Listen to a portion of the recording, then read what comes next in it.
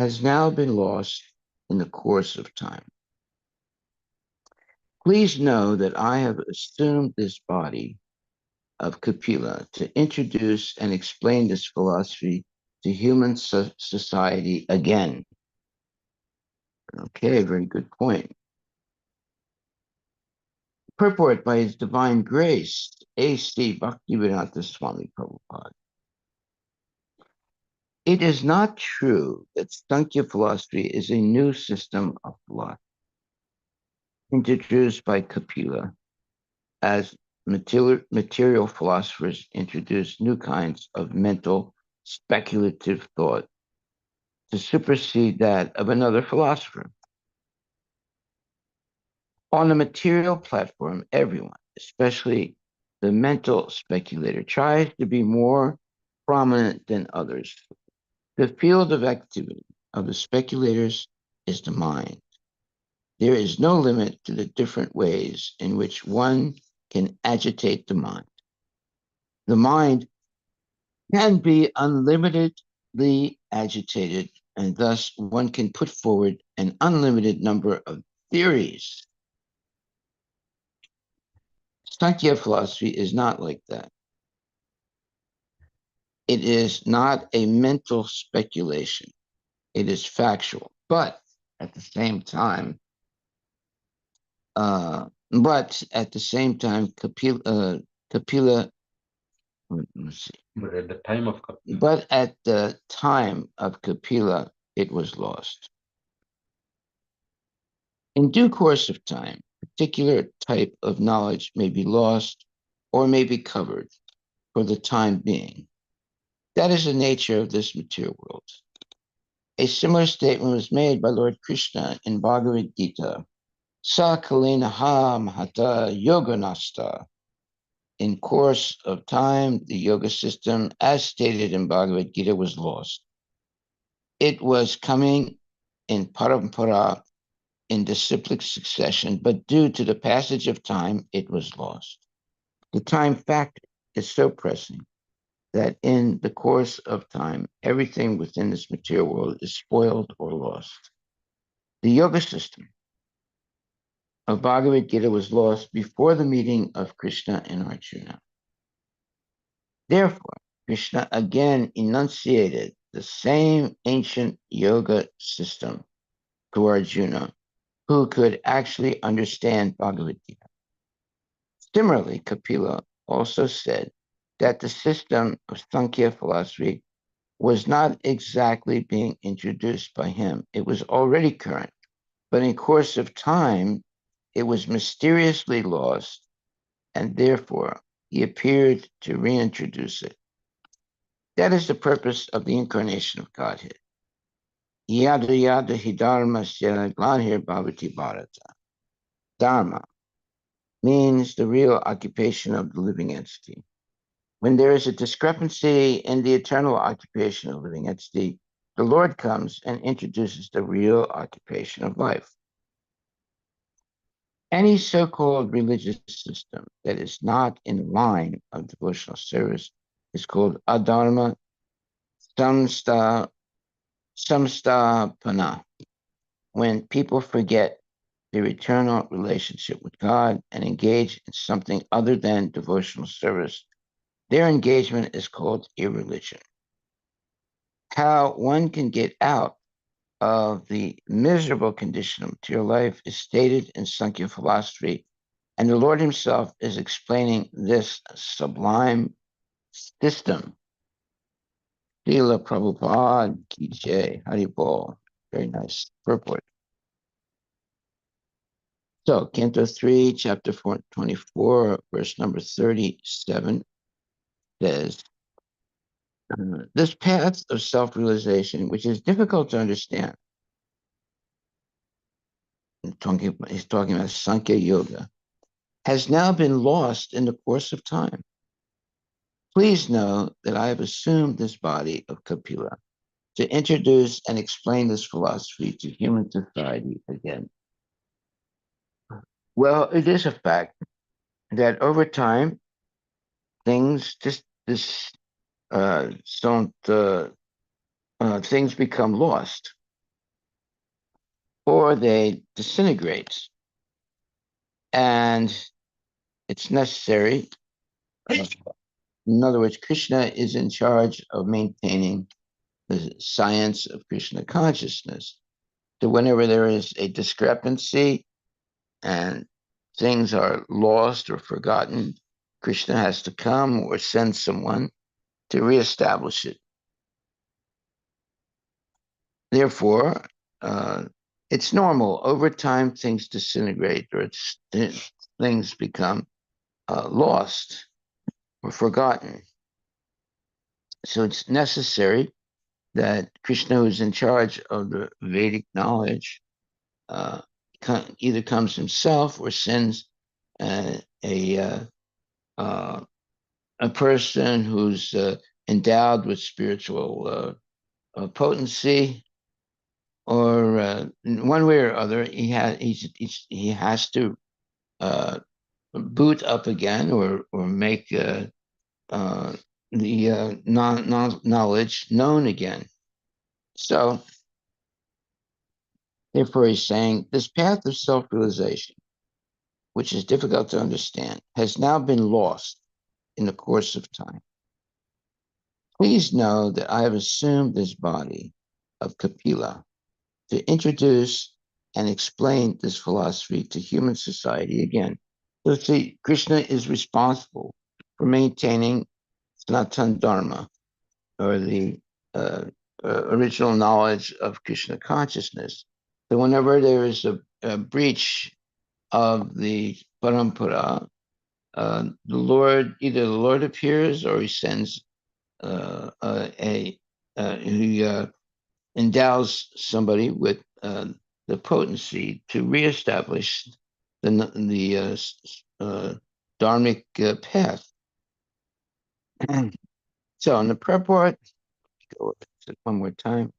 It is not true that Sankhya philosophy is a new system introduced by Kapila, as material philosophers introduce new kinds of mental speculative thought to supersede that of another philosopher. On the material platform, everyone, especially the mental speculator, tries to be more prominent than others. The field of activity of the speculators is the mind.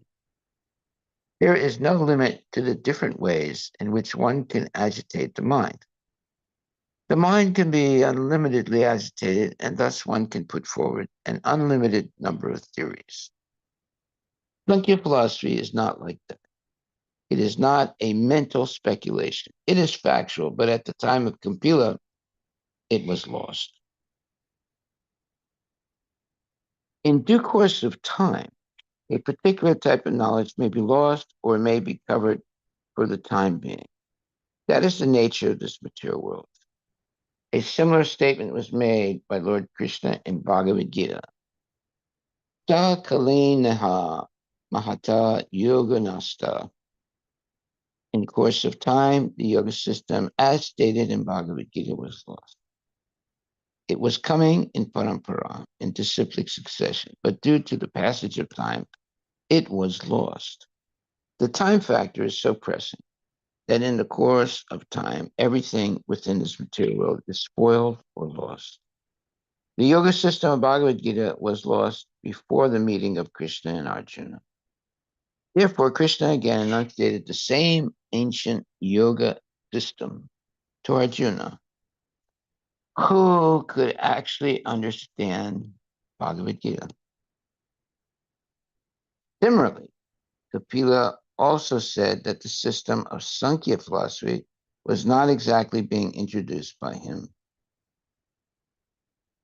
It was already current, but in course of time, it was mysteriously lost. And therefore, he appeared to reintroduce it.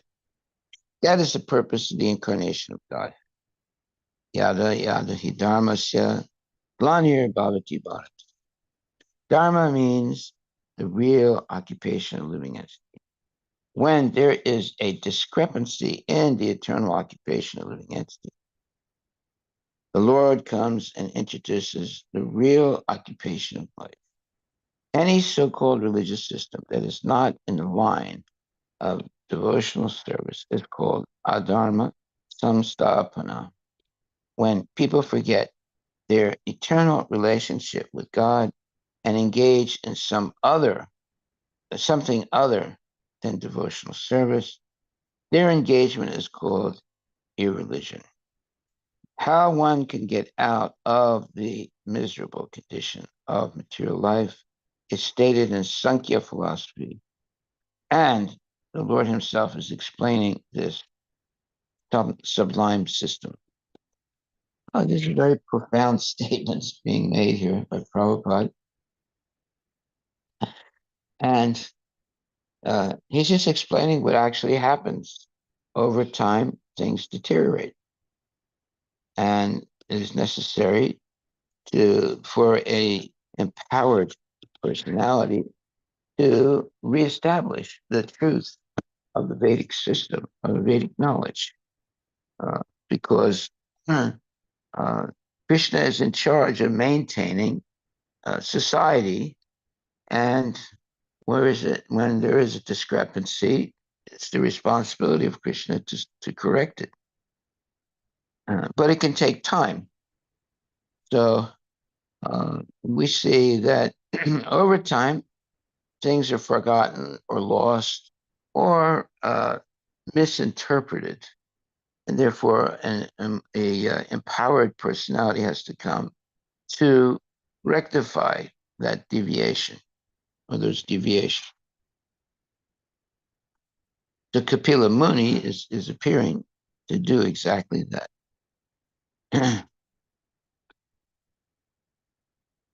So it says here, the yoga system of Bhagavad Gita was lost before the meeting of Krishna and Arjuna. Therefore, Krishna again enunciated the same ancient yoga system to Arjuna, who could actually understand Bhagavad. Similarly, Kapila also said that the system of Sankhya philosophy was not exactly being introduced by him. It was already current, but in the course of time, it was mysteriously lost, and therefore he appeared to reintroduce it. Well, there's a statement here that's very interesting. It says, the yoga system of Bhagavad Gita was lost before the meeting of Krishna and Arjuna. Therefore, Krishna again enunciated the same ancient yoga system to Arjuna, who could actually understand Bhagavad Gita. Very good point. Who could actually understand Bhagavad Gita? Well, what is the qualification to actually understand Bhagavad Gita? One has to be surrendered to the Supreme Personality of Godhead. First of all, you have to recognize who is the Supreme Personality of Godhead, and then you have to surrender. And in that way, you can receive the knowledge. Without that recognition and surrender, there's no way to understand the correct Vedic knowledge. So surrendering, what does it mean exactly? It means that you give up all speculations, and now you hear very carefully knowledge spoken by a bona fide devotee. Now, this is the conundrum. You want to look that word up, conundrum. Yeah, hard problem, right? Huh? Conundrum is hard problem. It's a conundrum is it's the challenge of understanding reality from uh, something bogus. A conundrum is a term that refers to a difficult problem or puzzle that is hard to solve. It can also denote a question that involves a paradox or a situation with no clear answer. Yeah. Dilemma. So this is why it requires someone of the status of Kapila Muni, in other words, an incarnation of Krishna, to reestablish the correct understanding of the Shastras. And that's why Prabhupada says, in due to a course of time, a particular type of knowledge may be lost or may be covered for the time being. That is the nature of this material world. A similar statement was made by Lord Krishna in Bhagavad Gita. Sakalinaha Mahata Yoganasta. In course of time, the yoga system, as stated in Bhagavad Gita, was lost. It was coming in parampara in disciplic succession, but due to the passage of time, it was lost. The time factor is so pressing that in the course of time, everything within the material world is spoiled or lost. The yoga system of Bhagavad Gita was lost before the meeting of Krishna and Arjuna. Therefore, Krishna again enunciated the same ancient yoga system to Arjuna, who could actually understand Bhagavad Gita. So Krishna is reestablishing the parampara by speaking the original knowledge to Arjuna, who in modern times is the, let's say, uh, the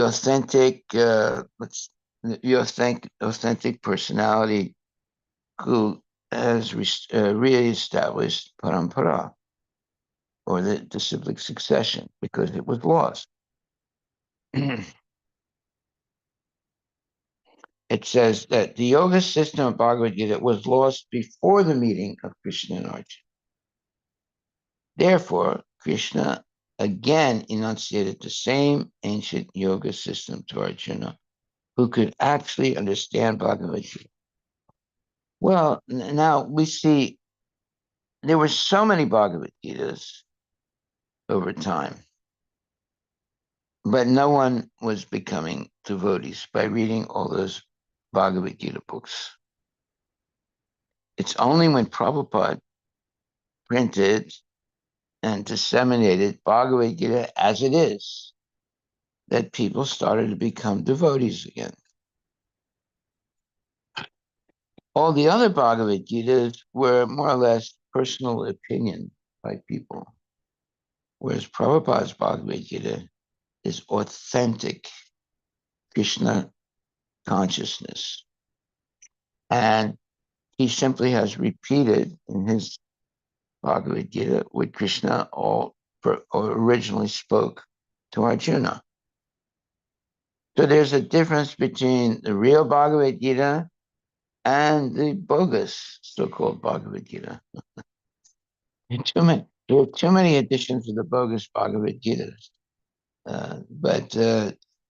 And because of that, although Bhagavad Gita was existing for hundreds of years, nobody became devotees. It's only when Prabhupada's edition of Bhagavad Gita, as it is, notice he said as it is, was published, that people became devotees and surrendered to Krishna and engaged in devotional service. Before that, it was an academic, let's say, chair speculation. People sit down on chairs and they start talking nonsense. Armchair speculator. Armchair speculators, yes. So Prabhupada, uh, he was not an armchair speculator. He spoke only Shastric evidence, gave Shastric evidence. That's why we're reading his books. And that's why so many people have taken up Krishna consciousness. Before that, nobody took up Krishna consciousness seriously. They talked about it, they speculated about it, but they didn't take it up seriously. Okay, this statement, in due course of time, a particular type of knowledge may be lost or may be covered for the time being. That is the nature of this material world. Okay, so that is the nature of this material world. We have to be careful, even in Krishna consciousness, that the time factor does not deteriorate the knowledge that Srila Prabhupada has given us. Of course, it's let's say it's happened many times in history where a particular type of knowledge may be lost or may be covered for the time being. That is the nature of this material world. But there is such a thing as parampara, the disciplic succession. If this disciplic succession is carried on correctly, then this precious knowledge will not be lost. It's only when the disciplic succession is broken that it will be lost. So that's what happened before Krishna spoke to Arjuna. Krishna spoke Bhagavad Gita to Arjuna. That the disciplic succession had been broken, and the parampara had to be reestablished. And so Krishna chose Arjuna to be the person to reestablish it. Now, why did they choose Arjuna? Because Arjuna was not uh, a what you would call great philosopher or an academic. He was a warrior. He was a killer. He killed only on the basis of what you would call Sanatana Dharma. He did not kill for gaining money or property, or he only protected the laws of the principles of Sanatana Dharma. So, so why would Krishna choose a killer to be the new, uh, let's say, representative of the Sanatana Dharma? This question has been asked. Well, because Arjuna had surrendered to Krishna and was not speculating anymore, but simply following Krishna's instruction.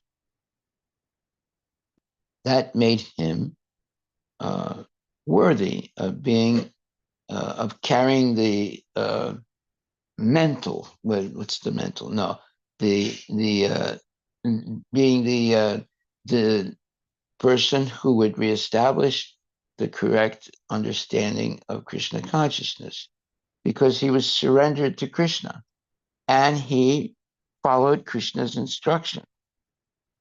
So, if you want to be a devotee, you have to be surrendered to Krishna and Krishna's representative, like bona fide spiritual master, to carry on the parampara. It's not that you come up with a new idea about what Krishna consciousness is. We don't need any new ideas. What we need is maintaining the original teachings of Krishna without any adulteration. Now, most things over time deteriorate. It's just like people play a game sometimes. They make a lineup of, let's say, 20 people, and the first person whispers something into the ear of the second person, and then the second person whispers something into the third person, and so on till you come to the end of the line. And then at that point, oftentimes the last person who's repeating what they heard is different than what the first person said, because it's easy to make mistakes.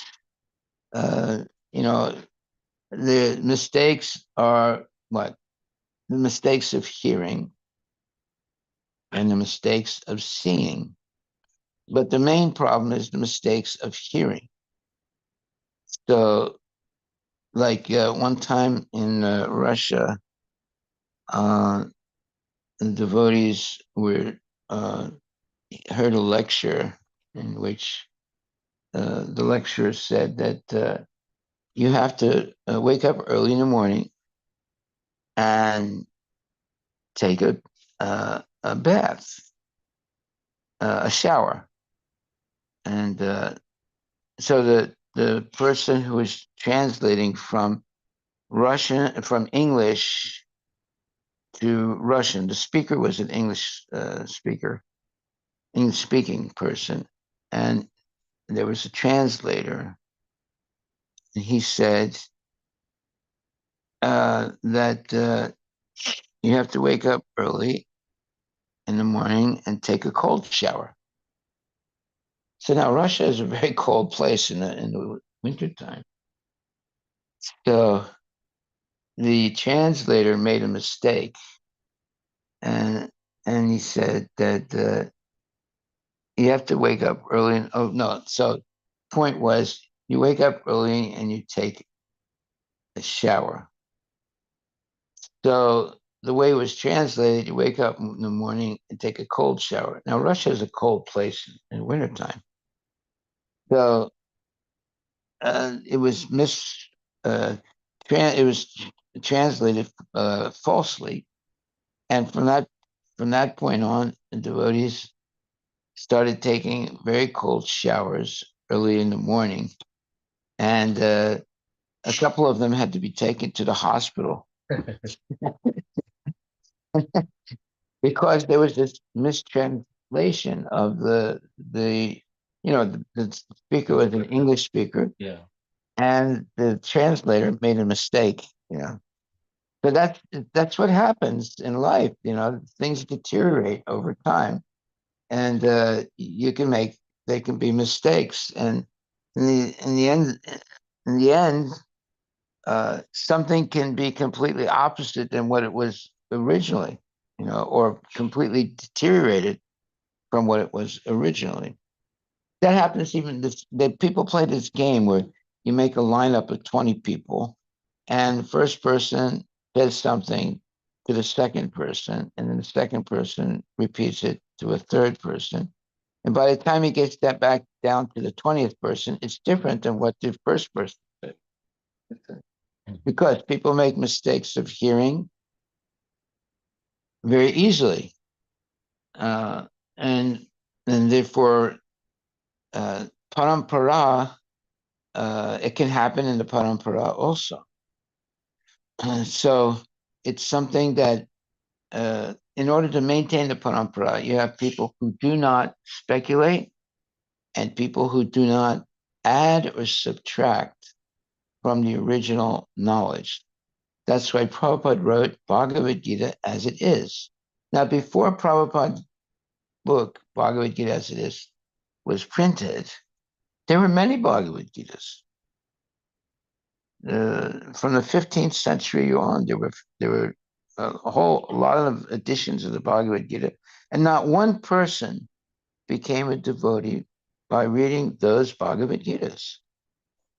They read it, but they didn't decide to surrender to Krishna. It's only when Prabhupada's Bhagavad Gita as it is came out that people started surrendering to Krishna and engaging in devotional service. Why? Because Bhagavad Gita wrote Bhagavad Gita as it is. Now, Gandhi wrote Bhagavad Gita also, but it was as what Gandhi wants.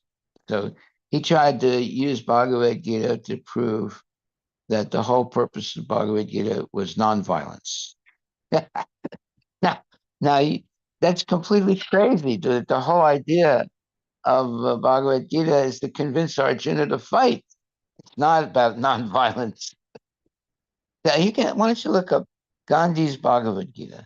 You know, and you see how things get all corrupted because people use something authentic to give their own opinion, and therefore it becomes something else than what it was originally meant.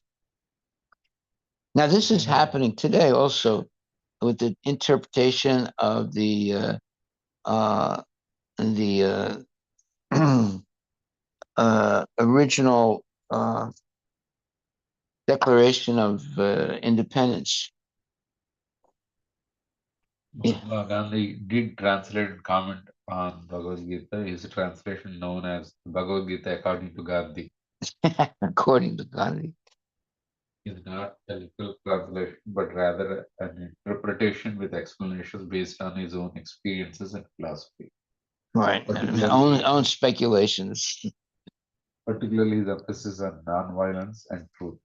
Now, how can you say that the Bhagavad Gita is about non-violence when the whole idea is Arjuna did not want to fight and Krishna convinced him to fight? You see, Yeah. the whole thing is bogus. But yet these people get away with it, like Gandhi. Uh, the whole thing is complete aberration of what the original thing is. Hmm. Okay, so the principle of parampara is very important because it's disciplic succession where the original, let's say, uh, statements of Krishna have to be repeated. However, over time, things deteriorate. That's a fact.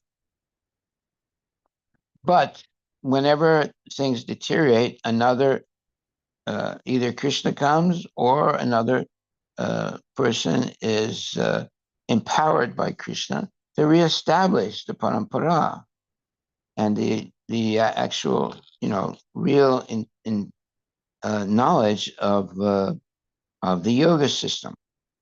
So this is what happens over time. Sakalinaha mahata yoganasta pranta. In course of time, the yoga system, as stated in Bhagavad Gita, was lost. It was coming in parampara, in disciplic succession, but due to the passage of time, it was lost. The time factor is so pressing that in the course of time, everything within this material world is spoiled or lost. The yoga system of Bhagavad Gita was lost before the meeting of Krishna and Arjuna. Therefore, Krishna again enunciated the same ancient yoga system to Arjuna, who could actually understand Bhagavad Gita. Similarly, Kapila also said that the system of Sankhya philosophy was lost. I'm sorry, was not, I'm sorry. Similarly, Kapila also said that the system of Sankhya philosophy was not exactly being introduced by him. It was already current, but in course of time, it was mysteriously lost. And therefore, he appeared to reintroduce it. That is the purpose of the incarnation of Godhead. Yada yada hi dharmasya, vanir bhavati bharata. Dharma means the real occupation of living. When there is a discrepancy in the internal occupation of the living entity, the Lord comes and introduces the real occupation of life. Any so-called religious system that is not in the line of devotional service is called adharma samstapana. When people forget their eternal relationship with God and engage in something other than devotional service, their engagement is called irreligion. How one can get out of the miserable condition of material life is stated in Sankhya philosophy, and the Lord himself is explaining the sublime truth. Now, this is the problem with our life, that we could be taught something that is completely bogus because the original knowledge has been deteriorated by mistakes and speculations and people's these speculations. One time I was with this Armenian priest, and one day he called me up and he was very excited. And he said, "Come, I want to talk to you." I said, "Okay." So I went to see him. And he was excited because he found a new interpretation of the Bible. And he wanted to tell me what it was. So at that time, I was a devotee, but I was not like, uh, mm, let's say really well versed, uh, you know, Krishna consciousness. But I was a little bit shocked by, his new discovery. But he wasn't. He was like, it's really, he was like, for him, it was like a great discovery, his new interpretation of the Bible. But this is what's going on. And it happens even in Krishna consciousness that people don't actually follow parampara. They try and start their new parampara. So Prabhupada did not try and start a new parampara. He wanted to reestablish the real parampara that had been broken. And it happens over time. Things deteriorate. But then Krishna either comes himself or he sends a empowered person like Srila Prabhupada to reestablish the correct understanding of the original knowledge that Krishna gave to Arjuna 5,000 years ago. The time factor is so pressing that in the course of time, everything within the material world is spoiled or lost. The yoga system of Bhagavad Gita was lost before the meeting of Krishna and Arjuna. Therefore, Krishna again enunciated the same ancient yoga system to Arjuna, who could actually understand Bhagavad Gita. Similarly, Kapila also said that the system of Sankhya philosophy was not exactly being introduced by him. It was already current, but in course of time, it was mysteriously lost, and therefore he appeared to reintroduce it. That is the purpose of the incarnation of God. Yada yada hi dharmasya lanir bhavati bharata. Dharma means the real occupation of the living entity. When there's a discrepancy in the eternal occupation of the living entity, the Lord comes and introduces the real occupation of life. Any so-called religious system that is not in the line of devotional service is called adharma samstapana. When people forget their eternal relationship with God and engage in something other than devotional service, their engagement is called irreligion. How one can get out of the miserable condition of material life is stated in Sankhya philosophy, and the Lord himself is explaining this sublime system. Yeah, but the Lord appearing as Kapila Muni explained again the correct Sankhya philosophy. And in Bhagavad Gita it says, Sakalena ha mahata yoganasta prantapa. In course of time, the yoga system, as stated in Bhagavad Gita, was lost.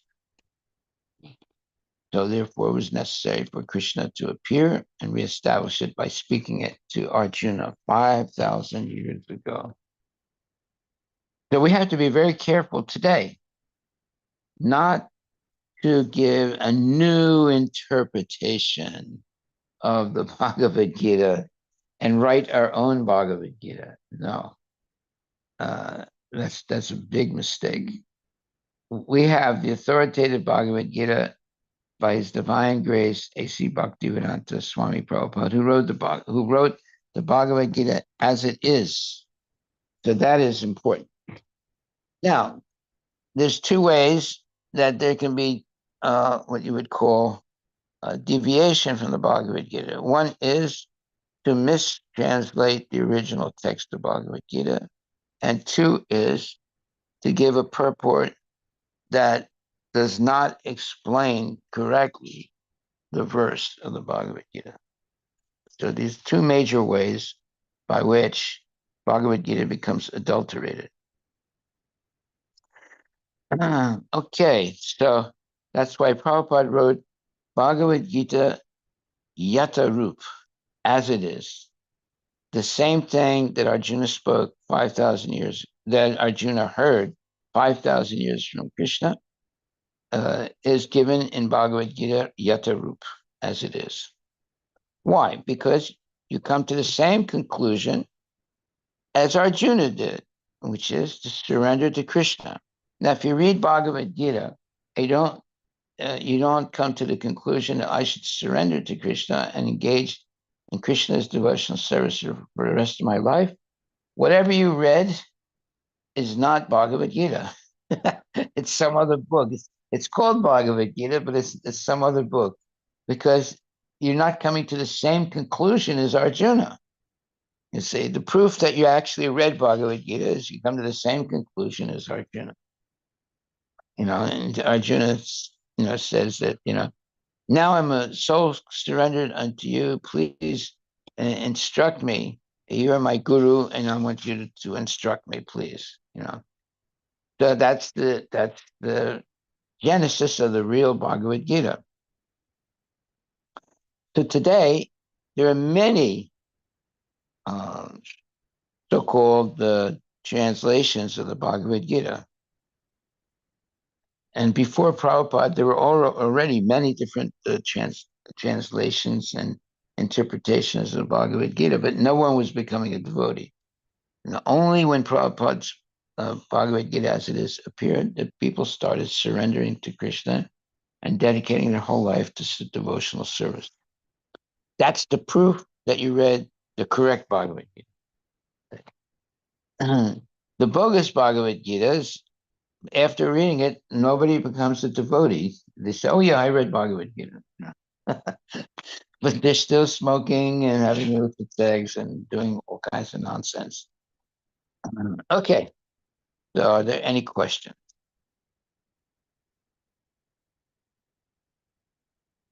So now we'll go to text 38. Now, being sanctioned by me, go as you desire, surrendering all your activities to me, conquering insurmountable death, worship me for eternal life. Wow, this is a very important verse.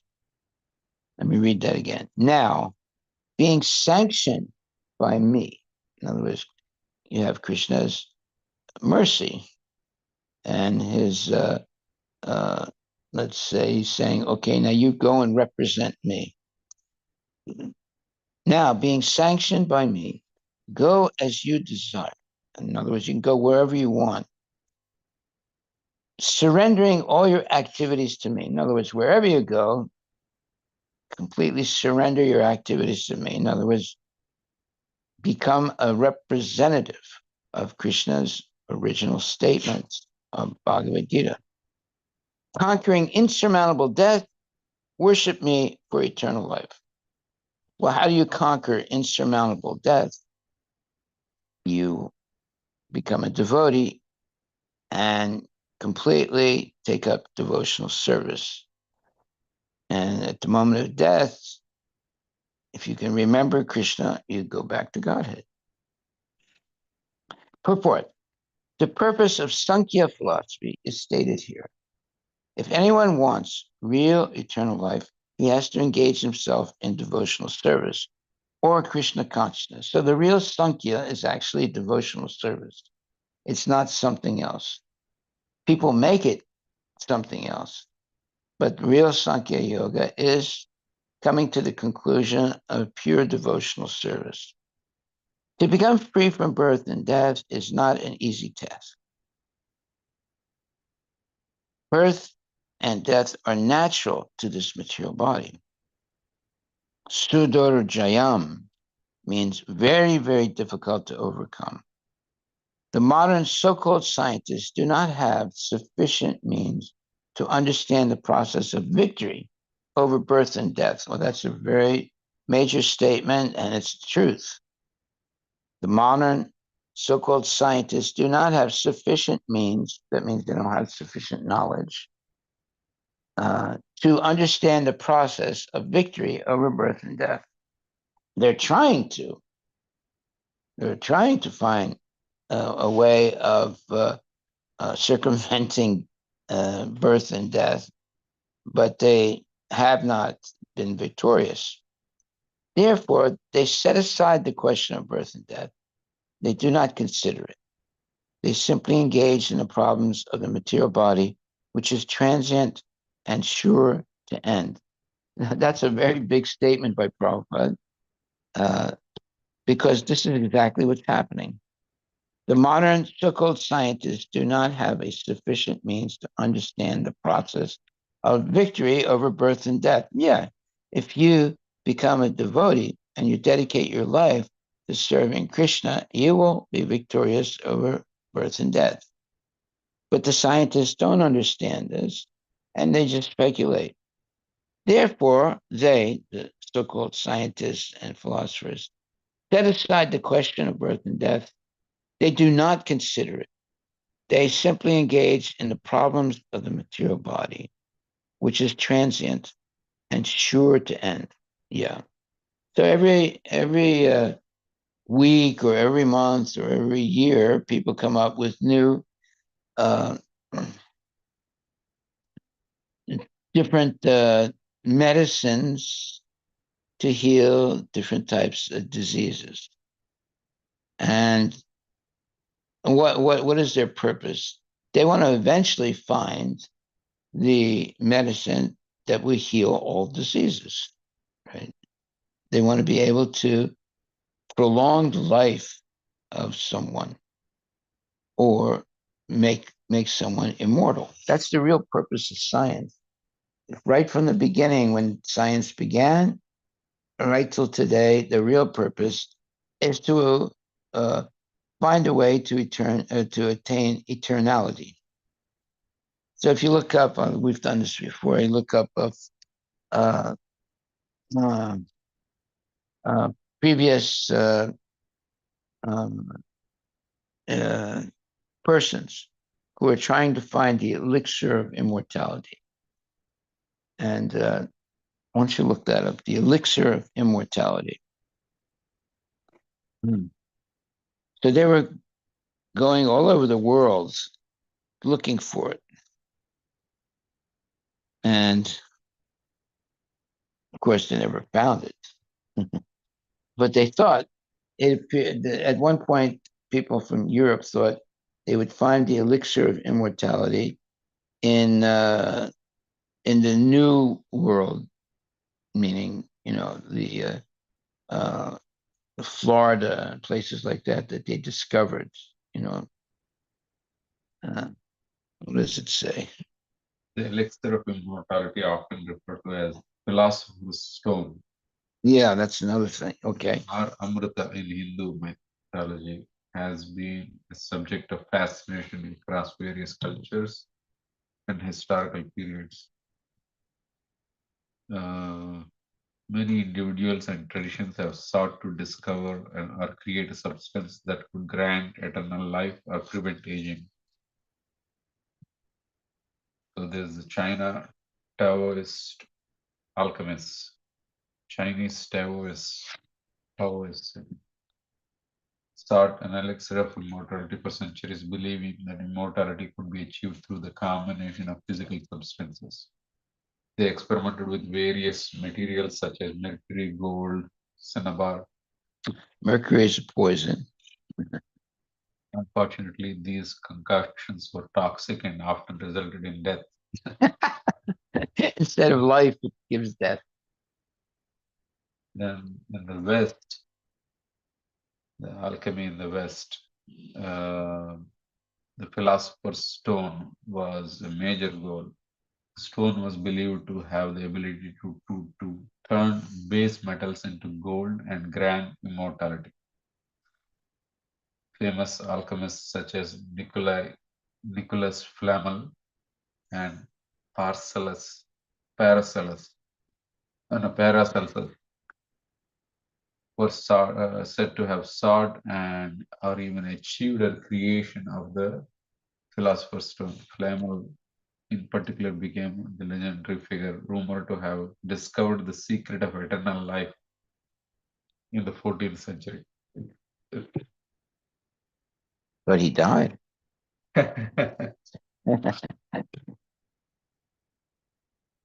Then, in the Indian or Hindu and Buddhist traditions, the ocean of milk, the gods and demons famously churned the ocean of milk,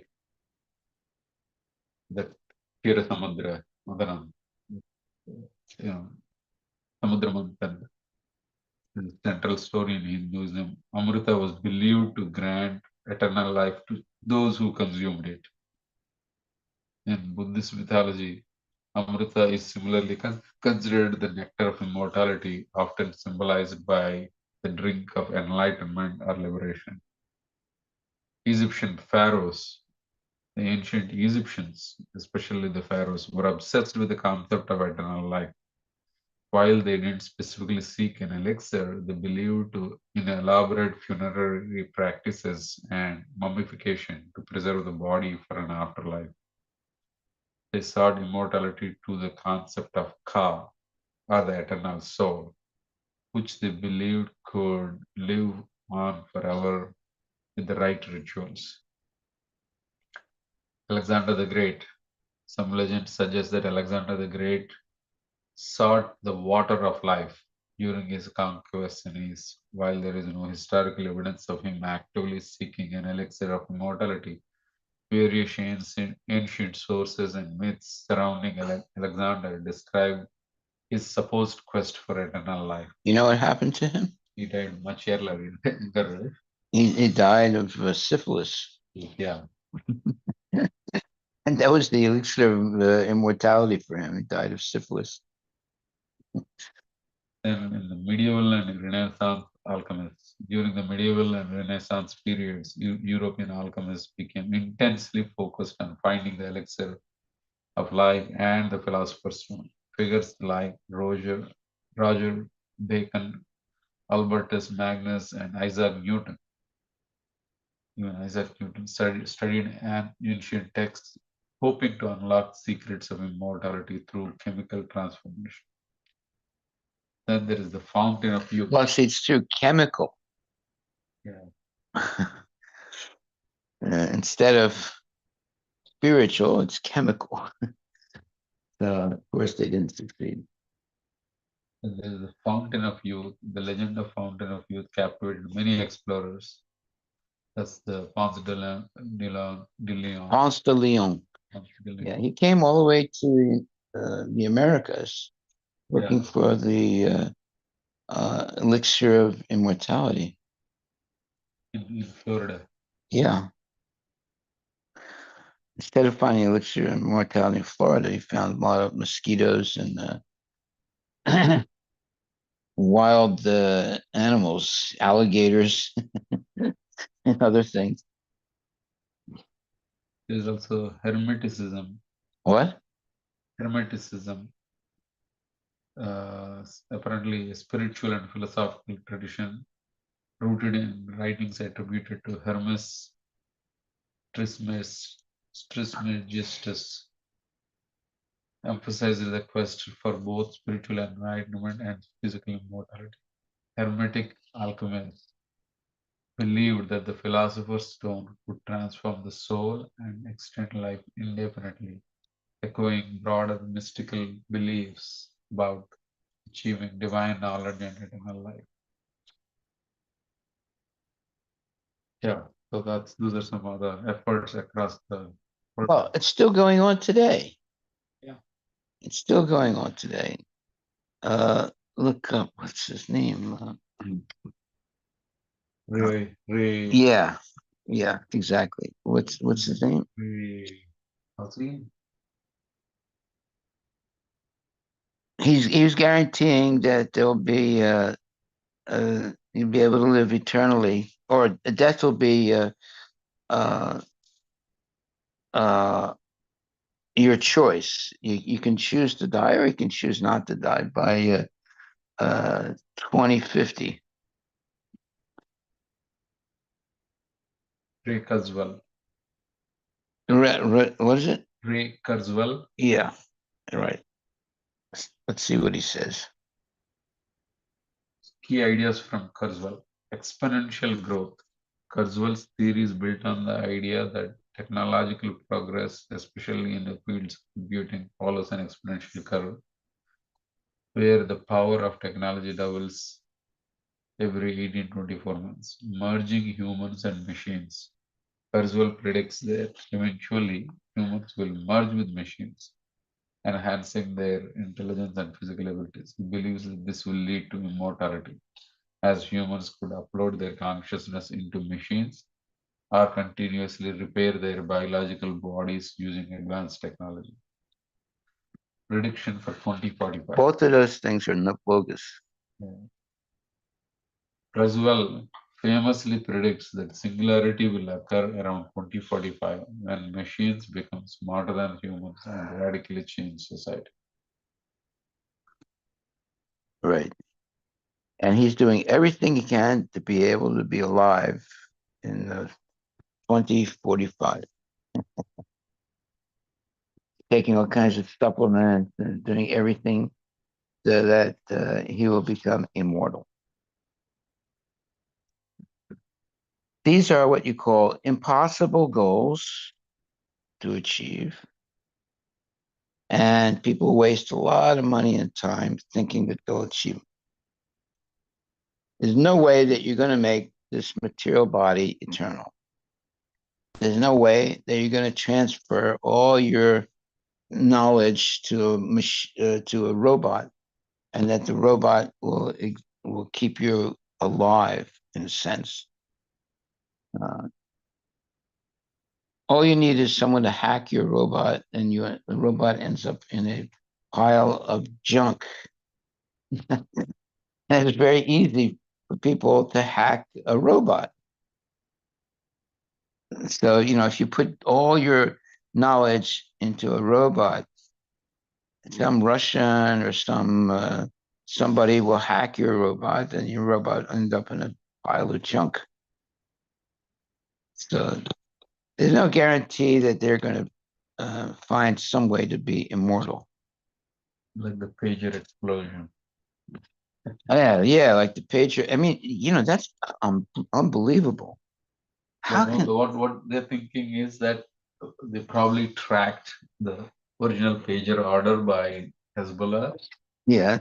and then somewhere in the transportation they switched the Who's they? Who's the they? the Israelis. Israelis, right? Yeah, they switched the original order with these explosive filled pagers, which also work, but Yeah. they have added an explosive material into it that they can control remotely or somewhere. It's unbelievable. It's such a It's like hard to believe that they yeah, can do that. yeah. It's an amazing thing that they pulled off. And they're still doing it. Yeah, and today Yeah. Like they do it to this too. This no, can no, what they're saying is it's not an existing one, but they added. So it's like, let's say I place an order from Amazon. yeah. So along the way, the shipment come through somewhere, like some guy has to deliver it to me. Yeah. So what they're thinking is that they somehow worked out a way to replace that original box, Original what? original Amazon ship box, with the, let's say, Israeli's own box, Mm-hmm. which has already been prepared with explosives. So they did something like that. So that means like they cannot just cause an explosion on regular devices, but they kind of planted another set of boxes that had explosives. But that means that they're tracking all their orders and everything. So and all that information is very easy to hack nowadays. So, lots of these they have accounts that in the what they call the dark web. Many people don't know, but their accounts are all hacked like by banks, through the bank systems and whatnot. Mm-hmm. So No, but can they do it to this also? no, I mean not something to an existing phone, but let's say if I order a phone and then they So they did it to pagers that the let's say the jihadis were using yeah to communicate with each other yeah outside of the normal network. Yeah. See, it's really diabolical. My God. So they killed a lot of people. Well, not a lot. I think they killed 8 or 10 people. But they injured a lot of people. And also, most of the times, the pages they keep near the abdomen, Yeah. right? Because it's like near the pants. Yeah. So that's It the hurts. area which, yeah. So it's a considerable damage. Even the people that are hurt probably are hurt badly. Yeah. Dangerous. Living in a very dangerous world. That's why we should not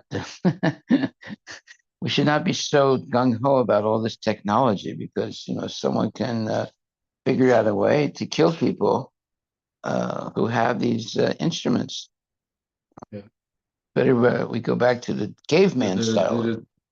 there is that kind of physical damage, but then there is also the content that we get can be completely manipulated and is being manipulated, Mhm. right? Like you go to YouTube or you go to Facebook or you go to Twitter, Chop, what chop. What is it? Chat GPT. Yeah, So they can, because they say that they are using AI algorithms to give you what you want, yeah, but that also means that they are influencing you with what they present. yeah, So yeah, instead of you getting full common complete picture, yeah. let's say if you're a Republican or a Democrat, Mhm. the more likely you will only see the content specific to that.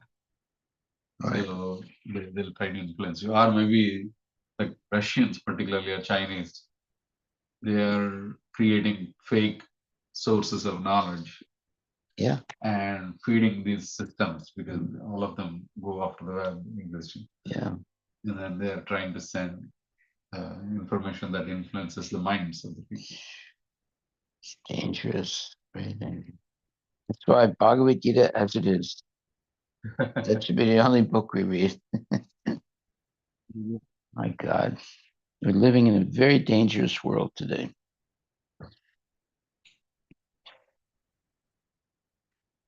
Yeah, but the way they were able to ignite these pagers Yeah, is unbelievable. In other words, they had the electronic type of trigger, yes, and whenever they wanted to, they just and they're still doing it. Still doing it. You can't really buy these pagers anymore. They're too dangerous. You don't know which one works yeah, and which one is being controlled. correct. It's the problem with technology. I mean, this is a major thing, big major thing, what the Israelis did. It's not they're just demonstrating what is possible to be done. And there's different ways. Like, for example, Elon Musk, he definitely wants to put this something in the brain, right? A chip in the brain. But obviously, it's to control people. Yeah, we can completely control it. Yeah. Like he had this Starlink, which is a way to get access to the internet where you don't have a regular internet provider. So he sent a bunch of these devices to Ukraine. Uh, But then the Starlink device can be traced by the enemy. oh my God. So what happened was that the Russians were tracing that and then placing bombs, sending bombs to. So it's actually if you put a Starlink in your, let's say, troop, Yeah. thinking that you have access to the internet, the enemy potentially knows exactly where you are. Wow. So like there's ways in which technology can be. My God. You have to go back to the caveman style, right? No technology at all. This technology is very dangerous. Very, very dangerous. Hare Krishna, any other questions, comments?